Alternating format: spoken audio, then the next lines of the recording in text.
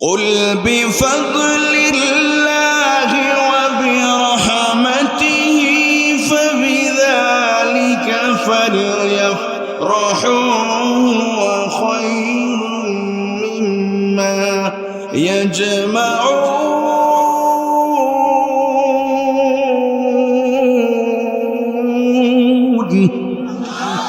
আল্লাহ রাব্বুল আলামিন বলে, ওগো নবী, तमाम পৃথিবীর মানুষকে আপনি জানিয়ে দেন আল্লাহর পক্ষ থেকে মানবতার জন্য সবচেয়ে বড় করুণা, সবচেয়ে বড় পুরস্কার হলো 30 পারা কোরআন। অতএব তোমরা কোরআন পেয়ে তোমরা আনন্দিত হবে, কোরআন পেয়ে তোমরা খুশি হবে। বলেছে কে এটা? আরো ধরে বলেন না, কুল বিফাদলিল্লাহি ওয়া বিরহমাতিহি ফাবিযালিক। সবচেয়ে বড় করুণা হলো কোরআন।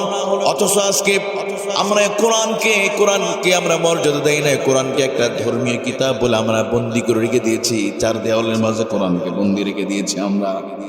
এই কোরআন যদি বাংলার জমিনে বিজয়ী অবস্থায় যদি থাকতো, কোন আলেমকে জালিমের বন্দিশালায় মানবতার জীবনযাপন করা লাগতো না। কোরআনের পাখি বিশ্বনন্দিত মুফাসসির কোরআন আল্লামা সাঈদী রহমতুল্লাহ আলাইহিকে 1 বছর নয়, 2 বছর নয়, 13 বছর 3 মাস কারারুদ্ধ জীবনযাপন করার পরে ওনার জীবনের পরন্ত বিকেলে অপচিকিৎসার মাধ্যমে দুনিয়া থেকে তাকে শহীদ করে দেওয়া হয়েছে। ওনার অপরাধ ছিল একটাই, তিনি কোরআন থেকে কথা বলতেন আর কোরআন প্রতিষ্ঠার কথা বলতেন। সাঈদী যদি পীরের ব্যবসা করত, আজকে আল্লামা সাঈদী বাংলাদেশ সবচেয়ে বড় পীর হয়ে যেতেন।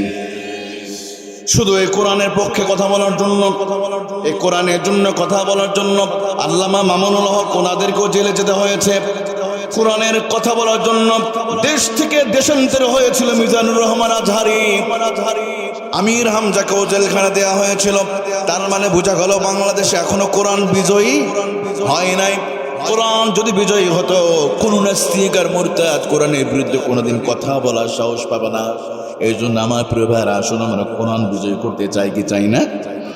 আর একটু আসতে বলেন, কোরআন যদি বিজয় হয়ে যায়, গোটা বাংলাদেশটা জান্নাতের টুকরা বানিয়ে দিবে কে? আরো জোরে বলেন না। আমার প্রিয় ভাইরা, এই জন্য আসুন আমাদের মিশন আর ভিশন হবে একটাই, আল্লাহ তাআলা যেন এই বাংলার জমিনে যেন কোরআন দিয়ে যেন আমরা রাষ্ট্র চালাতে পারি। আল্লাহ যেন সেটা যেন আমাদের কবুল করে না। জোরে বলে আমিন। আমি কোরআনুল কারীমে 8 নম্বর সূরা সূরাতুল আনফালের 30 নম্বর আয়াতে কারিমা নিয়ে আলোচনা করতে চাই। যে আয়াতের ভিতরে আহারে এই কোরআনকে আমার নবীজি বিজয়ী করতে গিয়া কত চক্রান্ত ষড়যন্ত্রের মুখোমুখি হয়েছে, আল্লাহ তাআলা সেই বিষয়টা সুন্দর করে আল্লাহ তাআলা জানিয়ে দিয়েছে। সুবহানাল্লাহ বলেন।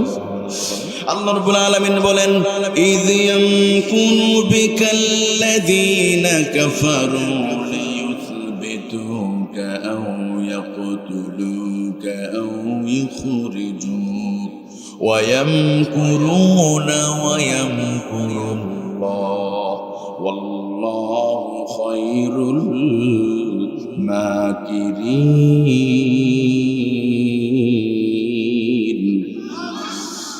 আমার বাবা, আল্লাহ তাআলা বলেন, ইয ইয়ামকুরু বিকাল্লাযীনা কাফারু। নবীজি স্মরণ করুন ওই সময়ের কথা।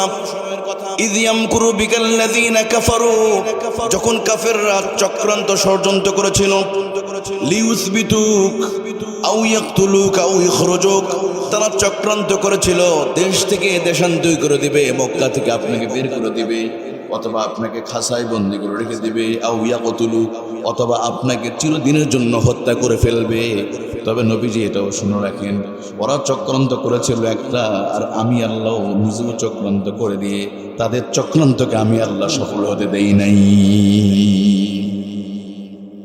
ওয়ায়ামকুরুনা ওয়ায়ামকুরুল্লাহ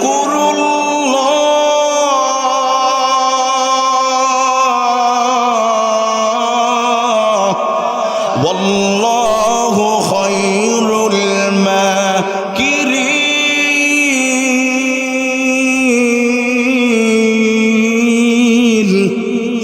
আল্লাহ রাব্বুল আলামিন বলেন, নবীজি আমার, তারা চক্রান্ত করলো, এই চক্রান্ত করার পরে আমি রব্বুল আলামিন তাদেরকে সফল হতে দেই নাই। পৃথিবীতে শয়তানদের যত চক্রান্ত হোক না কেন, ইন্না কাইদা কুন্না আযীম, শয়তানদের যত চক্রান্ত আছে সেগুলো হলো দুর্বল, সফল হতে পারে না। তো আল্লাহ তাআলা এই আয়াতে জানিয়ে দিচ্ছে ওহীর মাধ্যমে যে এইভাবে চক্রান্ত করে দিল। তবে প্রথম দিকে তারা রাসূলুল্লাহকে হত্যা করার চক্রান্ত করে নাই। তারা কয়েকটা পদ্ধতি অবলম্বন করেছিল। প্রথমে তারা অপপ্রচার করেছিল, যেহেতু মানুষ কোরআন শুনে দলাদলি ইসলাম দিকে আসতেছিল। প্রথমে তারা হত্যার চক্রান্ত করলো না, প্রথমে ষড়যন্ত্র করলো মানুষকে কোরআন থেকে দূরে রাখতে হবে, মানুষ যেন কোরআনের কর্মী যাতে না হতে পারে। এই জন্য তারা সিদ্ধান্ত নিল, সংবিধানে আইন জারি করলো, আইন পাশ করলো, কোরআন যেন কেউ না শুনতে পারে, কারণ কোরআন শুনলেই মানুষ পরিবর্তন হয়ে যায়। আবু জেহেলের কর্ণকুহুর আওয়াজ চলে গিয়েছে, মুহাম্মদ রাসূলুল্লাহ এমন একটা কিতাব তেলাওয়াত করে তো মানুষ দলে দলে তার তেলাওয়াত শোনার জন্য চলে যায়। তারা অপপ্রচার করলো, এক কাজ করো, মানুষকে কোরআন শুনতে দেওয়া যাবে না। এই জন্য মুহাম্মদুর রাসূলুল্লাহ যখন কোরআন তেলাওয়াত করো তোমার যায় বাধা দিবে। এই জন্য আল্লাহ বলেন, লা তাসমাউ লিহাযাল কুরআনি ওয়ালগাউ ফীহি লাআল্লাকুম তাগলিবুন। যখন মুহাম্মদুর রাসূলুল্লাহ কোরআন থেকে আলোচনা করবে তোমরা সেখানে হট্টগোল করবে, কোরআন যেন শুনতে না পারে। এই পদ্ধতিটা ছিল সে আবু জেহেল, আজও আসলে নাই। এখনো মানুষকে কিছু মানুষ চক্রান্ত করে, সমাজে কিছু মানুষ আছে দেখবেন তারা চেষ্টা করে মানুষ যেন কোরআন শুনতে না পায়। মাহফিলে কথা আসলে তারা বলে এত মাহফিল দিয়ে কি হবে, বলেন এরকম, এত মাহফিল, এই পাশে গ্রামে মাহফিল, অমুক দিন মাহফিল, এত মাহফিল দিয়ে কি লাভ, বলে না? আরে ভাই, মাহফিল গুলো আছে বলে এই সমাজের অবস্থাটা এখনো ভালো আছে। এক সময় যে যাত্রা প্যান্ডেল রাত যত গভীর হতো, কাপড় যত খুলতে থাকে, সেই সমস্ত যাত্রাগুলো কি এখন আছে? বরং তারাই এখন বলে এই ওয়াজ মাহফিলের কারণে আমাদের যাত্রাপালা বন্ধ হয়ে গেছে।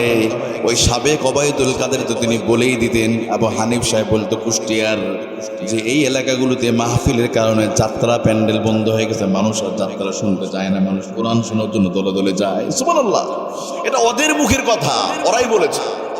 তাহলে আবু জেহেল প্রথম চক্রান্ত করলো কি, কোরআনকে ঠেকানোর জন্য মানুষকে কোরআন শুনতে দেওয়া যাবে না, যখন সে তেলাওয়াত করবে তখন যা তোমরা বাধা দিবে। ওই পদ্ধতি এই যুগের যারা আবু জেহেল ছিল তারাও এই পদ্ধতিটা অবলম্বন করেছে, করবে, আগামীতেও করবে, সামনেও করতে পারে।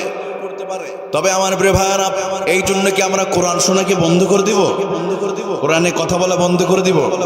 আপনারা দেখেছেন অনেক বক্তাদেরকে, এখনো গত কয়েকদিন আগে আরেকজন বক্তা আবরার হলো আসিফ সাহেব একটা মাহফিলে সমস্যা হয়েছে না? কেন কোরআনের কথা বলতে গেলে সমস্যা হবে কেন? আমরা তো কারো নাম ধরে কারো কিছু বলে নাই, কোরআনের কথা বললেই কিছু মানুষ বলে হ্যাঁ হুজুর রাজনীতি করছে, হুজুর বলে না। আবার কে বলো না রাজনীতি নাই, কি বলছে? আমার নবীজি নিজে মদিনাতে এসে 10 বছর রাজনীতি করছে। আচ্ছা ইসলামে, আচ্ছা বলেন তো, বাথরুমে যাওয়ার নীতিমালা আছে না নাই? টয়লেটে বা ওয়াশরুমে যখন প্রবেশ করি ডান পা দিয়ে প্রবেশ করি না বাম পা দিয়ে?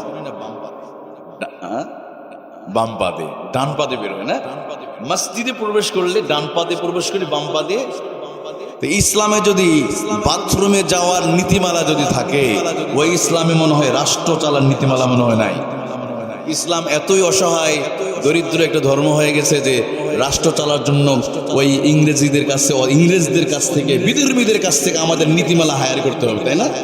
ওরা আমাদের থেকে নেবে, আমাদের নিতে হবে না। আমার রাসূলুল্লাহ সাল্লাল্লাহু আলাইহি ওয়াসাল্লাম 10 বছর রাষ্ট্র পরিচালনা করে তিনি দেখে দিয়েছেন কিভাবে সমাজে শান্তি কায়েম করতে হয়।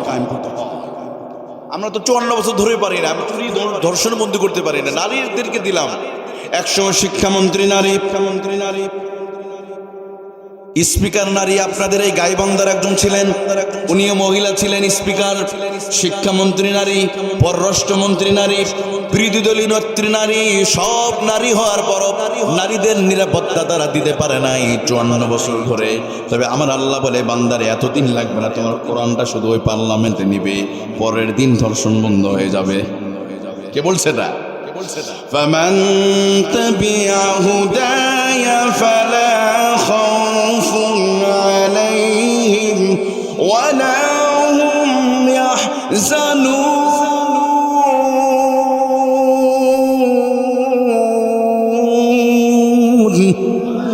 আল্লাহ রাব্বুল আলামিন বলেন, কুরআনুল কারীমের একটা নাম হলো হুদা। এই হুদা নামক কিতাব থেকে যদি তোমরা শিক্ষা যদি নিতে পারো রে বান্দা, কোরআনের আইন ব্যক্তি সমাজ রাষ্ট্র জীবনে যদি কোরআন যদি মেনে চলতে পারো, আমার আল্লাহ বলেন লা খাউফুন আলাইহিম ওয়ালা হুম ইয়াহজানুন। দুনিয়া আখিরাতে তাদের কোনো ভয় থাকবে না। নারীরা রাস্তায় চলবে, কোনো কটু কথা বলার কেউ সাহস পাবে। 1400 বছর আগে হযরত ওমর 12 লক্ষ বর্গ মাইলের ভিতরে নারীদের নিরাপত্তা দিলেন। আর আমরা বাংলাদেশে 54 বছর ধরে 56,000 বর্গ মাইলের ভিতরে নারীদের নিরাপত্তা দিতে পারলাম না। আমাদের এরিয়া কত? 56,000 বর্গ মাইল। আর ওমরের রাজত্ব এরিয়া ছিল 12 লক্ষ বর্গ মাইল। কল্পনা করা যায় কতটুকু জায়গা। প্রেসিডেন্ট তিনি বললেন, একজন নারী রাস্তায় চলবে, সানা থেকে হাজরা মাউত, একা চলবে, তার অভিভাবক থাকবে না, সন্তান থাকবে না, কেউ তাকে কটু কথা বলা সাহস পাবে না। এমন একটা সোনালী সমাজ উপহার দিতে পেরে হযরত ওমর, কারণ হলো একটাই, তিনি কোরআন দিয়ে 3 রাষ্ট্র চালিয়েছিলেন। সুবহানাল্লাহ বলেন। তাহলে কোরআনের জন্য সবচেয়ে বড় বাধা, তারা কোরআন শুনতে দিবে না। এখানে তারা ব্যর্থ হলো। তারা বারবার বলা শুরু করলো কোরআন শোনা যাবে না। আবু জেহেল যেই রাতে আইন তৈরি করেছিল, ওই রাতেই নিজে পালিয়ে পালিয়ে রাসূলুল্লাহর পবিত্র নূরের জবান থেকে কোরআন শুনেছে। এতে সফল হলো না। কোরআনের বিরুদ্ধে অপপ্রচার করে এমনকি তারা বলা শুরু করলো, এই কোরআন মুহাম্মদ রাসূলুল্লাহ নিজে তৈরি করে আল্লাহর নামে চালিয়ে দিয়েছে। জোরে বলেন নাউজুবিল্লাহ। এবার নবী বলে চ্যালেঞ্জ দিলেন, তাহলে ঠিক আছে, তোমরা কোরআনের বেশি নয় মাত্র 10টা আয়াত তোমরা তৈরি করে নিয়ে এসে দেখাও। এখানেও পারলো না। নবীদের শর্ত সহজ করে দিলেন, তোমরা বেশি নয় সূরা কাউসারের সমান একটা সূরা তোমরা নাজিল করে একটু নিয়ে এসে দেখাও। এখানেও পারলো না। এক পর্যায়ে আল্লাহ বললেন, কুল লা ইন ইজতামাআতিল জিন্নু ওয়াল ইনসু আলা আন ইয়াতু বিমিসলি হাযাল কুরআন লা ইয়াতুনা বিমিসলিহি। আল্লাহ রাব্বুল আলামিন বলেন, শুধু তাই না, মানুষ না, জিন আর ইনসান, সমস্ত মানুষ আর জিন ইনসান একত্রিত হয়ে কোরআনের মতো একটা হুবহু কিতাব যদি তোমরা বানানোর চেষ্টা করো, লিমিসলি হাযাল কোরআন, কোশ্চেন কালো তোমরা পারবে না। সুবহানাল্লাহ বলেন। তাহলে তারা চেষ্টা করেছিল, তারা সফল হতে। এবার তারা চিন্তা করলো, একটা কাজ করি আমরা, যখন এতে সফল হলো না, এবার তারা আর একটা চক্রান্ত করলো, রাসূলুল্লাহর বিরুদ্ধে, নবীর বিরুদ্ধে অপপ্রচার করতে হবে, নবীকে গালি দিতে হবে। যেহেতু আমাদেরকে দিন বিজয়ী করা যাবে না, আমাদের বাপদাদা ধর্ম হারিয়ে যাবে, মুহাম্মদের নতুন ধর্ম বিজয়ী হবে না, এটা হবে না। মুহাম্মদকে আমরা কি করি? অপপ্রচার করি। যখন সে দিনের প্রচার দিবে, তখন আমরা বলবো সে পাগল। হজের সময় তোমার বলবে সে পাগল। নাউজুবিল্লাহ। ক্বালু সাহিরুন কাযযাব। এমনকি তারা রাসূলুল্লাহকে গালি দেওয়া শুরু করলো, সাহিরুন কাযযাব। এক নিঃশ্বাসে 2 গালি তারা দিত। এক নিঃশ্বাসে কয়টা? সাহির জাদুকর, কাযযাব মিথ্যাবাদী। বলতো তোমরা মুহাম্মদের কথা শুনছো, তোমরা কি জানো সে তো মিথ্যাবাদী, সে তো জাদুকর, তোমরা তার কাছে যেও না। হজের সময় হাজিদের তাবুতে গিয়া আবু জেহেলের চামচারা বলতো, খবরদার, এই বাইতুল্লাহতে একজন পাগল আসবে, মুহাম্মদের কথা শুনবে না, সে হলো সাহিরুন কাযযাব, মিথ্যাবাদী, সে হলো জাদুকর, তার কাছে তোমরা যাবে না। কিন্তু ওই হাজিরা পৃথিবীর বিভিন্ন প্রান্ত থেকে যারা ছুটে আসতো, তাদের ভিতরে মাঝে মাঝে কল্পনা হতো, দেখি না পাগলটা কেমন, পাগল দেখতে কেমন। মানুষ দেখবে নিষিদ্ধ জিনিসের প্রতি মানুষ আক্রোশ বেশি থাকে। তারা কি করলো, দেখি পাগলটার এক দেখে আসি। এবার যখন আমার নবী, আপনার নবী মুহাম্মদুর রাসূলুল্লাহর সামনে যখন চলে যায়, আমার নবীর চমৎকার ব্যবহার দেখে সঙ্গে সঙ্গে কালিমা পড়ে মুসলমান হয়ে যায়। সুবহানাল্লাহ বলেন। সুবহানাল্লাহ। এই কিউট পাগল, তার এত চমৎকার, তার চেহারার দিকে তাকালেই তো কলিজা ঠান্ডা হয়ে যায়। তার মুখ দিকে যেন স্বর্ণ বেড়ে স্বর্ণখচিত শব্দ ব্যবহার হয়। এ তো পাগল নয়। এখানেও সফল হলো না। এবার এক কাজ করো, মুহাম্মদ সাল্লাল্লাহু আলাইহি সাল্লামকে আমরা এক কাজ করি, তাকে কি আমরা কিছু প্রস্তাব দিয়ে দেই, অথবা নির্যাতনের মাত্রা বাড়িয়ে দেই, যাতে করে নতুন কেউ যেন মুসলমান না হয়। ঠিক এই কাজটা করা হয়েছিল গত 17 বছর ধরে। কথা বলুন ঠিক কিনা? কারণ কিছু আলেমদেরকে যদি জেলখানা ঢুকানো হয়, তাহলে বাকি হুজুররা ঠান্ডা হয়ে যাবে। এই তো এইরকম ষড়যন্ত্র করেছিল। আলেমদেরকে ধর্ষণের মামলা দিয়ে, বিভিন্ন মামলা দিয়ে, অথবা জেলখানার ভিতরে ঢুকে কোরআনের আওয়াজকে বন্ধ করা যায় না। যারা চক্রান্ত করো তারা সফল হতে পারে নাই। তারা চেয়েছিল সাইদি সাহেবকে ধর্ষণের মামলা দিয়েছিল, একইভাবে ফাঁসির রায় ঘোষণা করেছিল। একটা মিথ্যা মামলা দিয়া 2010 সালে তারা চক্রান্ত করলো। দেখেন এর সাথে মিলে যায়, চক্রান্ত করলো। সাইদি সাহেবকে যদি ফাঁসি দেওয়া যায় মনে হয় বাংলাদেশ যে কোরআনের আওয়াজ মনে হয় বন্ধ হয়ে যাবে। চক্রান্ত করে এমনকি অপোজিশন দলের নেতাদেরকেও ফাঁসি দিতে হবে, চিরস্থায়ী ক্ষমতা থাকা লাগবে। একটা পার্লামেন্ট তৈরি করলো 2010 সালে, মানবতা বিরোধী অপরাধ ট্রাইব্যুনাল। এই ট্রাইব্যুনালে ঘোষণা দেওয়া হলো সাইদি সাহেবকে ফাঁসির রায় দেওয়া হলো। কিন্তু আল্লাহর কি কৌশল, আজকে 2010 সালে তৈরি করা মানবতা বিরোধী অপরাধ ট্রাইব্যুনালে যেটা সাইদিকে ফাঁসি দেওয়া হয়েছিল, ওই একই আদালতে আবার আল্লাহ তাআলা ওই কুলাঙ্গারকে আবার ফাঁসির ব্যবস্থা হয়েছে। মাকারু মাকারাল্লাহু আল্লাহু খায়রুল মাকিরিন।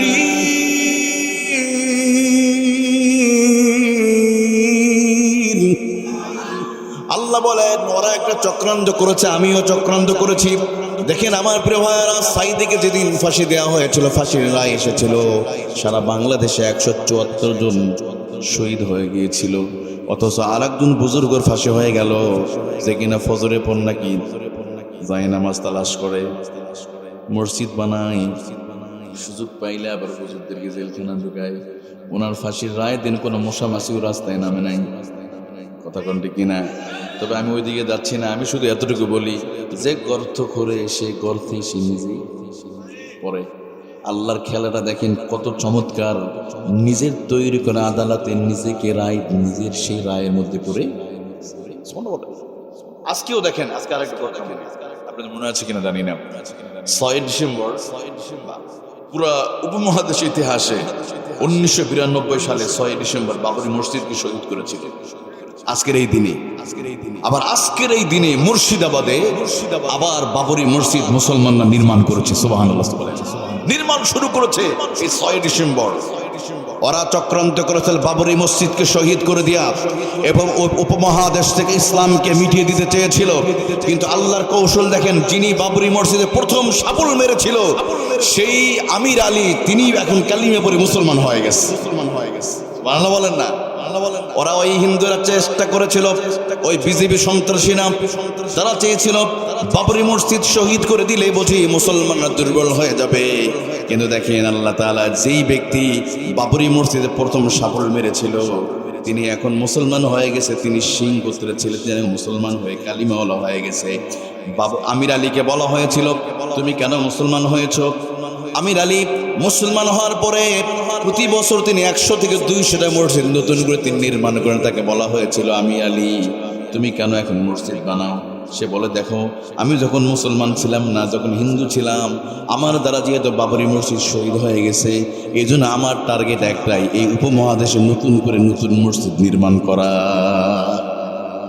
আবার আজকের দিনে আমরা হয়তো ইতিহাসের সাক্ষী হয়ে থাকলাম, এই মুর্শিদাবাদে মুসলমান এমনকি হিন্দুরা পর্যন্ত আসছে। একজন ব্যক্তি 300 কিলোমিটার হেঁটে ইট নিয়ে আসছে যে আমি এই বাবরি মসজিদ নির্মাণের জন্য আমি একটা ইট দান করলাম। গরিব অসহায় মানুষগুলো যে যার জায়গা থেকে অর্থ দিয়ে, টাকা দিয়ে, ওই এলাকার যিনি বিধায়ক হুমায়ুন কবির নাম মুসলমান, সে একটা অ্যাকাউন্ট খুলেছিল, মুসলিমদের কাছে সাহায্য চেয়েছে, আমরা বাবরি মসজিদ নির্মাণ করব। মাত্র কয়েক ঘন্টার ভিতরে 1000 রুপি সেখানে জমা হয়ে গেছে। সুবহানাল্লাহ বলেন না? কয়েক ঘন্টার ভিতরে শুধু বলেছে যে আমরা নতুন একটা বাবরি মসজিদ নির্মাণ করব। অ্যাকাউন্ট খুলে দিয়েছে ভারতে, কোটি কোটি টাকা, 1000 কোটি। আমি কিছুক্ষণ আগে দেখে আপডেট দেখে এসেছি 1000 কোটি টাকা। তাহলে প্রিয় ভাইয়েরা, সবচেয়ে বড় কৌশলী কে? বাবরি মসজিদে হামলা করলে ওই মানুষ এখনো মুসলমান। দেখেন এখনো ভিডিওটা আছে, প্রথম শাবল মেরেছিল ওই মসজিদের মিনারের উপরে। তিনি এখন, তার নাম ছিল বলবর সিং, হ্যাঁ মনে হয়েছে আমার, বলবর সিং। এই বলবর সিং এখন কি? আমির আলী। সুবহানাল্লাহ বলেন না? আবার এই 6 ডিসেম্বর আজকে নতুন করে নির্মাণ হয়েছে। এই জন্য ইসলামের বিরুদ্ধে যারা চক্রান্ত করে তারা কি সফল হতে পারে? তাহলে আমার প্রিয় ভাইয়েরা, আমার নবীকে একদিনে হত্যা করা প্ল্যানিং করে নাই। প্রথমে কি করলো? কোরআন শুনতে দেওয়া যাবে না। এরপর নবীজিকে গালি দিল, নবীকে বোকা দিয়ে সাধারণ মানুষ যেন রাসূলুল্লাহর নিকটে না যেতে পারে। এরপরে আরেকটা চক্রান্ত করলো, যাতে করে নির্যাতন যদি বাড়িয়ে দেওয়া যায়, হয়তো মানুষ ইসলাম গ্রহণ করবে না। এই জন্য খাব্বাব খুবাইবকে তারা বেছে নিল। আহারে হযরত খাব্বাব রাদিয়াল্লাহু আনহুকে এমনভাবে নির্যাতন করা হলো শুধু ইসলাম গ্রহণ করার কারণে। ওনাকে এরকম লোহা গরম করে, লোহার শলাপ গরম করে খাব্বাবের উরুতে এমনভাবে চাপ দেওয়া হয়, গরমের তাজে তেজস্ক্রিয়ার কারণে চামড়া গলে, চর্বি গলে ভিতরে পৌঁছে যেত। তিনি চিৎকার মেরে উঠতেন। এভাবে জুলুম করা হয়েছে। হযরত সুমাইয়া রাদিয়াল্লাহু আনহাকে শহীদ করে দেওয়া হলো বর্ষায়, লজ্জাস্থান বর্ষা মেরে তাকে শহীদ করা হলো। এত চরম নির্যাতন করার পরও মানুষ দলে দলে ইসলাম আরো গ্রহণ করছে। সুবহানাল্লাহ বলেন। যত নির্যাতনের মাত্রা বাড়িয়ে দিয়েছে মুসলমান তত আরো বেশি হয়ে যাচ্ছে। আবু জাহেল এখানেও সফল হলো না, এখানেও ব্যর্থ হয়ে গেল। এবার করলো এক কাজ করি, কি ব্যাপার, আমরা তো বন্ধ করতে পারছি না, এবার একটা কাজ করা হোক, আমরা মুহাম্মদ রাসূলুল্লাহকে 3টা প্রস্তাব দিব। কয়টা প্রস্তাব? মুহাম্মদ এবার আসো, আমরা একসাথে বসে আমরা একটা গোল টেবিল বৈঠক করি, আমরা কি আমরা সংলাপ করব।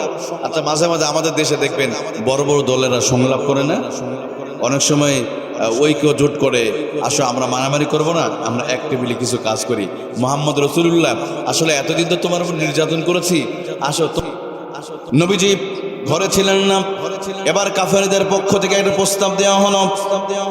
আবু তালিবের কাছে গেল, আবু তালিব তুমি তোমার ভাতিজাকে গিয়ে বলো, যদি সে দিন প্রচার যদি বন্ধ করে দেয় তাহলে আমরা তাকে প্রস্তাব দিতে চাই, এ মক্কার জমির যত টাকা পয়সা সোনা দানা আছে সব মুহাম্মদ রাসূলুল্লাহর কদম মোবারক দিয়ে দিব, বিনিময়ে কোরআনের দাওয়াত দেওয়া যাবে না, বিনিময়ে কোরআনের দাওয়াত দিতে পারবে না, আমরা সমস্ত সম্পদ দিব। দ্বিতীয় নাম্বার প্রস্তাব, আবু তালিব শোনো, মুহাম্মদ রাসূলুল্লাহকে গিয়ে বলবে সে যদি মক্কাতে নেতৃত্ব, কর্তৃত্ব, ক্ষমতা যদি চাই আমরা সেটাও দিয়ে দিব, কিন্তু বিনিময়ে কালিমার দাওয়াত বন্ধ করে দিতে হবে। তৃতীয় নাম্বার প্রস্তাব দিল, মুহাম্মদ রাসূলুল্লাহ যদি এই মক্কা নগরের সবচেয়ে সুন্দরী রমণী মেয়েটাকে যদি বিয়ে করতে চাই তারও দিয়ে দিব, অর্থাৎ সোনাদানা দিব, ক্ষমতা দিব, নারী দিব, গাড়ি দিব, কিন্তু বিনিময়ে মক্কার জমিনে কোরআনে আওয়াজ বন্ধ করতে হবে। আমার নবী সাল্লাল্লাহু আলাইহি ওয়াসাল্লাম দারুল আরকাম থেকে নিজের হুজরায় যখন প্রবেশ করলেন, আবু তালিব এবারে সে বলছে, ও মুহাম্মদ তোমাকে 3খানা প্রস্তাব দিয়েছে। কয়টা? 3টা প্রস্তাব দিয়েছে। দেখো তো, আবু জেহেল, উতবা, সাইবা, মুগিরা তারা তোমাকে 3টা প্রস্তাব দিয়েছে। 1 নম্বর প্রস্তাব, এই মক্কার জমিনে যত সোনা রূপা আছে সব তোমাকে দিয়ে দিবে। 2 নম্বর হলো, তুমি যদি মক্কার লিডার যদি হতে চাও, নেতৃত্ব আর কর্তৃত্ব যদি তুমি চাও রে মুহাম্মদ, সেটাও তোমার দিয়ে দিবে। তুমি যদি সবচেয়ে সুন্দরী মেয়েটা, মিস মদিনা, মিস মক্কা, সবচেয়ে সুন্দরী মেয়েটা যেটাও সেটাও তোমার দিয়ে দিবে, গাড়ি বাড়ি দিয়ে দিবে, কিন্তু বিনিময়ে জনমের মতো কোরআনে আওয়াজ তোমার আর দেওয়া যাবে।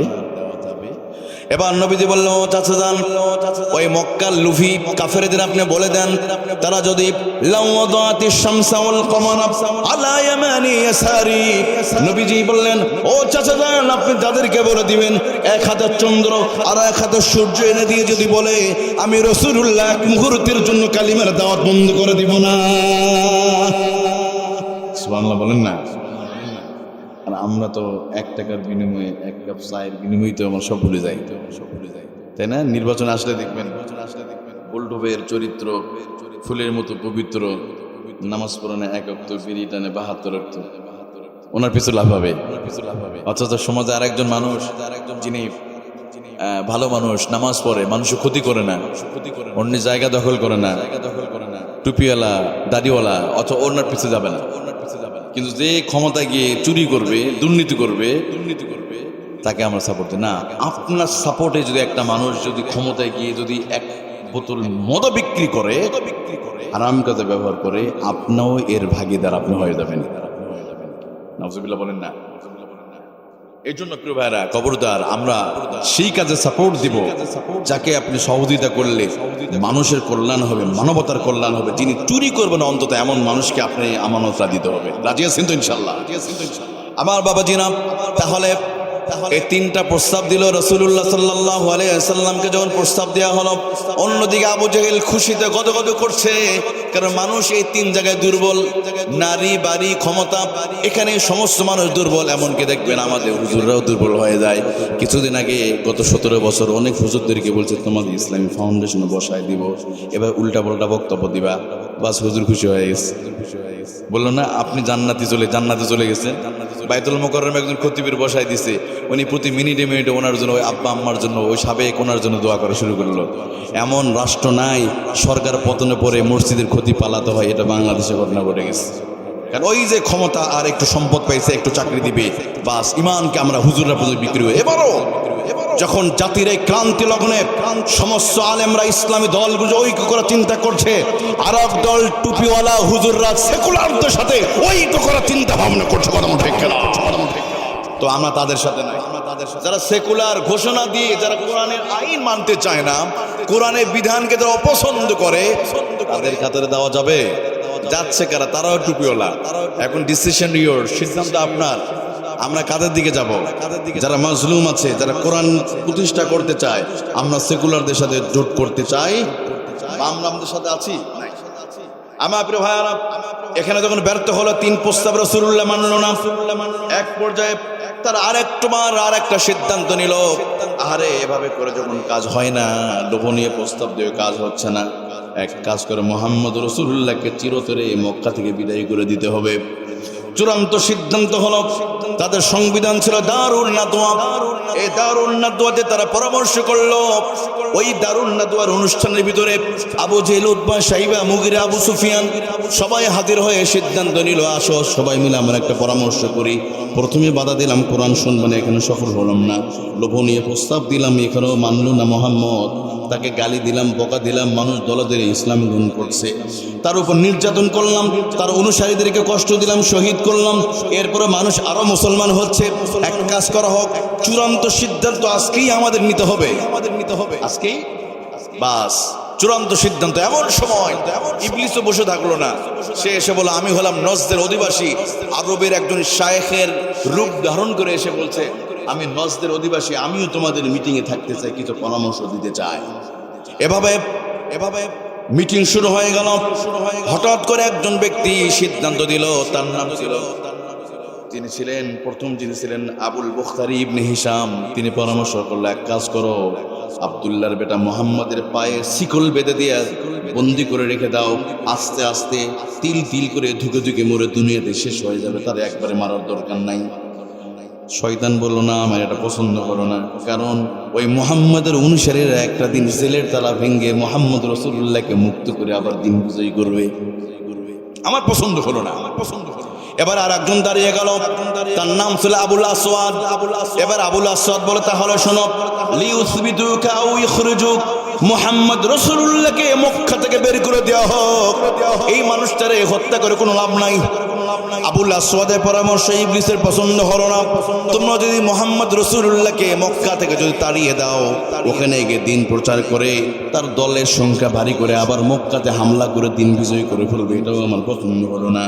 এবার চূড়ান্তভাবে 3 নম্বর প্রস্তাব নিয়ে হাজির হয়ে গেছে আমার নবীর চাচা, যার রক্তের ভিতরে রাসূলুল্লাহর রক্ত ছিল, ওই আবু জেহেল একটা চূড়ান্ত প্রস্তাব নিয়ে চলে আসছে।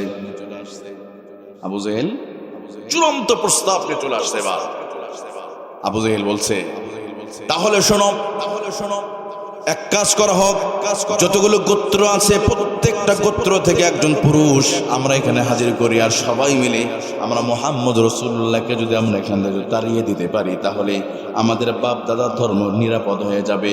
কারণ এত চক্রান্ত করার পর যখন আমরা ঠেকাতে পারলাম না, মানুষ দলে দলে কালিমা শোনার জন্য কালিমা পড়ে চলে যায়, মুসলমান হয়। এত বাধা দিলাম, এত নির্যাতন করলাম, মানুষ তো দিন দিন আর ওই দলের দিকে ফিরে যাচ্ছে। অতএব ওই আসল মানুষটাকে গাছের গোড়া কেটে দিলে যেমন শেষ হয়ে যাবে, মুহাম্মদ রাসূলুল্লাহকে শেষ করলেও মনে হয় গোটা পৃথিবী ইসলাম মিটিয়ে যাবে। মিটিয়ে গেছে কি? ওর আগে সফল হয়েছে? আরো জোরে বলেন না। তাহলে বিভিন্ন গোত্র থেকে যুবকদেরকে একত্রিত করা হলো। তার পরামর্শ ছিল এই জন্য, যখন মুহাম্মদ রাসূলুল্লাহকে শহীদ করা হবে, কেউ যেন বলতে না পারে, কারণ প্রত্যেক গোত্র থেকে একজন ব্যক্তি, সবাই সমানভাবে অপরাধী হয়ে যাবে, কেউ এটাকে ঠেকাতে পারবে না। এই চক্রান্ত করলো, একবারে চক্রান্ত চূড়ান্ত সিদ্ধান্ত নিয়ে আমার রাসূলকে হত্যা করবে। কিন্তু আল্লাহ তাআলা এই যে আয়াত আমি পড়েছিলাম, এই আয়াতের মাধ্যমে আল্লাহ রাসূলুল্লাহকে জানিয়ে দিয়েছে। সুবহানাল্লাহ বলেন। ইয ইয়ামকুরু বিকাল্লাযীনা কাফারু লিয়ুসবিতুকা আও ইউকতিলুকা আও ইখরিজুকা ওয়া ইয়ামকুরুনা ওয়া ইয়ামকুরুল্লাহ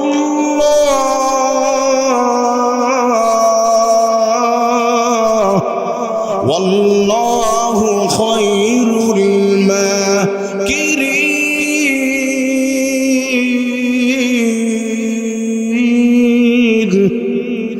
আল্লাহ তাআলা এবার নবীজিকে জানিয়ে দাও, নবী আমার, আপনি স্মরণ করুন ওই সময়ের কথা, ওরা আপনাকে হত্যার প্ল্যানিং করেছে। এই মুহূর্তে আপনাকে মক্কা থেকে মদিনায় চলে যাওয়া লাগবে। সুবহানাল্লাহ। আমার প্রিয় ভাইয়েরা, নবীজি বের হবে, এমন সময় নবীকে চতুর্দিকে তার তলোয়ার নিয়ে দাঁড়িয়ে আছে। আমার নবীজি কেবল পা দিবে, দেখে সবাই দাঁড়িয়ে আছে। আপনাদের কষ্ট হচ্ছে নাকি? কষ্ট হচ্ছে? আমার প্রিয় ভাইয়েরা, এর মাঝে আপনাদেরকে আমি আরেকটা কথা বলতে চাই। এই মাহফিলটা যেহেতু যুবকরা করেছে, একদম ছোট ছোট মানুষ, খুবই ছোট মানুষ, ওরা যে সাহস করে এত বড় একটা মাহফিল একদম কমপ্লিটলি ভাবে এত সুন্দর করে সাজুগুজু করেছে। আমি তো দেখেছি অনেক জায়গায় মানে এলাকাবাসী মিলে এত সুন্দর মাহফিল করতে পারে না। তো যুবকরা যেহেতু করেছে, এই জন্য আমরা খুশি হয়েছি না ভাই? দেখেন, কয়েকদিন আগে যে ভূমিকম্প হলো, নানা দিল বাংলাদেশটা, আমি তো তখন ঢাকাতে ছিলাম।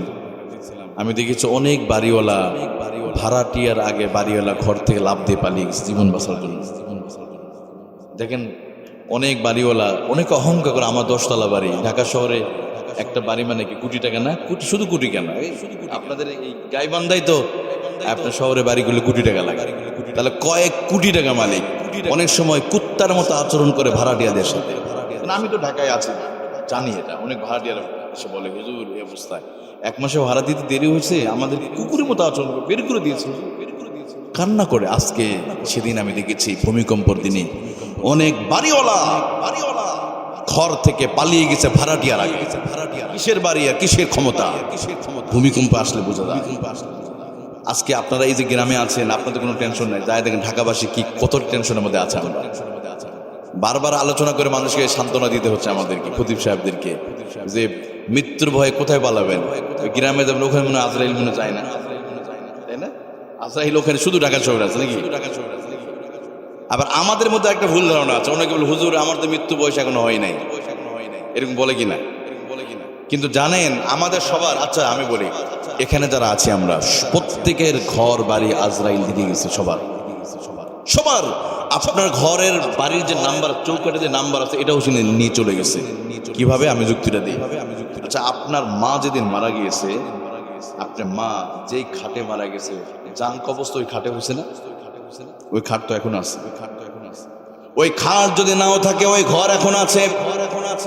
যেই দরজা দিয়ে ঘরে প্রবেশ করেন, ওই দরজা দিয়ে আপনার দাদি প্রবেশ করতো, আপনার মা, আপনার বাবা প্রবেশ করতো। আজরাইল আলাইহিস সালাতু ওয়াস সালাম, মৃত্যুর ফেরেশতা, ওই দরজা দিয়ে ঘরে প্রবেশ করেছে। আপনি যেই খাটে ঘুমান, আহারে এই খাটটা তো আপনার বাবাও ঘুমাইতো, এই খাটে আজরাইল এসে ঘুমিয়েছিল। তার মানে প্রত্যেকের ঘর বাড়ি সব দেখে গেছে। এমনকি আমি যদি বলি, আপনাদের গ্রামে 1 মাসের ভিতরে কেউ মারা গেছে নাকি? গেছে না? তার মানে হলো এই যে গ্রাম বাংলা বাজার এলাকায় গত 1 মাসের ভিতরে আজরাইল এসে ঘুরে গেছে, সবাইকে দেখে গেছে। শুধুমাত্র আল্লাহর পক্ষ থেকে হুকুমের অপেক্ষায় আছে। আমাদের আছে সব কিছু রেডি, আমাদের মৃত্যুর জায়গা রেডি, আমাদের পোশাক রেডি হয়ে আছে, শুধু আল্লাহ হুকুম দিবে, সঙ্গে চলে যাওয়া লাগবে। আমি যদি বলি ঠিক এভাবে আগামী 40 বছরের ভিতরে এখানে আমরা সবাই আমরা মাটির নিচে আমরা চলে যাব। কত বছরের ভিতরে? 40 বছর। তুমি একটু দাঁড়াতো, ওই দিক দেখাও। এই বাচ্চাটা আগামী 40 বছর পরে বয়স কত হবে? এখন ওর মুখে দাঁড়িয়ে আছে, দেখ, তুমি দেখো, তার মুখে দাঁড়িয়ে আছে। আগামী 40 বছর তার চুল দাড়ি পেকে যাবে। তার মানে কি? তাহলে আমরা কোথায়? এই ছেলের বয়স যদি যদি চুলদারি পেকে যায় 40 বছর, তাহলে আমরা আছি কেউ নেই। কারণ যার বয়স এখন 50, আগামী 50 বছর কত হবে? নির্ঘাত আমরা সবাই মাটির নিচে চলে যাচ্ছি। কিসের স্বপ্ন দেখেন ভাই? কিসের টাকা পয়সা কোথায় আপনি রাখছেন? আপনার টাকা কিছুই আপনি যাবেন সন্তানের জন্য রেখে যাচ্ছেন, এই তো এগুলো কোনো লাভ নেই। আপনার সন্তানের জন্য টাকা রেখে যাচ্ছেন, কোনো আপনি ফজিলত পাবেন না। যেগুলো আল্লাহর জন্য দান করে যাবেন, এটাই আপনার জন্য কবরে আল্লাহ তাআলা এর বেনিফিট আপনাকে দান করবে। সুবহানাল্লাহ বলেন। কারণ ইমাম আল গাজালির 8 সন্তান ছিল, একটার জন্য 1 মাসের সন্তান সম্পদ রেখে দেয়। ওনাকে বলা হলো, হুজুর আপনি কেন সম্পদ রাখছেন না? কেন? আমার সন্তানের জন্য আমি কেন? তাদের দিন শিক্ষা দিয়েছি, তো তারা পৃথিবীতে এসে তাদের রিজিকের ব্যবস্থা আল্লাহ করে দিবে। সুবহানাল্লাহ বলেন না? আগামী 40 বছরের ভিতরে একটা এরকম একটা পোশাক আছে না নাই? মনে আছে? পোশাক এইরকম একটা পোশাক পরানো হবে, দামি ব্র্যান্ডের আপনার জামাগুলো খুলে খুলে, দামি ব্র্যান্ডের ঘড়ি খুলে, দামি ব্র্যান্ডের পায়জামা স্যুট প্যান্ট খুলে খুলে, 3 টুকরা কাফনে কাপড় পরায় দিয়ে, এরকম চকলেটের মতো মোড়া দিয়ে, আর বাঁশবাগানের জন্য চিরদিনের জন্য আমাদেরকে রেখে আসা হবে। আমার প্রিয় ভাইয়ের, এই পোশাক যখন পরাই লাগবে, এই পোশাকের ভিতরে কোনো পকেট আছে নাকি? আছে? একটা টাকাও নিয়ে যেতে পারবেন না, সব পরে থাকবে। তবে হ্যাঁ, ওই টাকা থেকে যারা আল্লাহর জন্য যারা ব্যয় করে, যারা ওই টাকাগুলো সে সাথে করে নিয়ে চলে যাবে। কিন্তু দুনিয়াতে কোটি টাকাও যদি থাকে, ওই টাকাও আপনি নিয়ে যেতে পারবেন না, মৃত্যুর সময় কাজে দিবে না। যমুনা গ্রুপের মালিক, কোটি কোটি বিলিয়ন বিলিয়ন টাকার মালিক, মৃত্যুর সময় অক্সিজেন অভাবে মারা গেছে। এই মানুষটার কি ছিল না, সে নিজেই হাসপাতাল বানাতে পারতো, কিন্তু মৃত্যুর সময় টাকা কাজে দেয় নাই। এই জন্য আমার প্রিয় ভাইয়েরা, এই যে যুবকরা আহারে কত কষ্ট করে দিনের পর দিন পরিশ্রম করে এত অল্প সময়ের ভিতরে যে মাহফিল আয়োজন করেছে, অনেক মাহফিলে জিলাপিতেও মুসল্লি পাওয়া যায় না, জিলাপিতেও পাওয়া যায় না। অথচ আপনারা মাগরিবের পর থেকে এখানে কত অতিথি গেল, কত হাবিজাবি, কত কিছু হয়ে গেল, তারপর এখন তার মানে এলাকার মানুষ অনেক ভালো, আলহামদুলিল্লাহ বলেন। আবার কিছুদিন আগে একটা মাহফিলও হয়ে গেছে, আবারও এখানে মাহফিল, 5 দিন আগে মাহফিল হয়েছে, আবারও মাহফিল হচ্ছে, আলহামদুলিল্লাহ বলেন না? তার মানে আমি পরিষ্কার ভাবে বলে দিতে চাই, এই গ্রামের মানুষ বাংলাদেশের ভিতরে আমার তো মনে হয় গাইবান্ধার ভিতরে সবচেয়ে ভালো মানুষ এখন এখানে বসে আছে।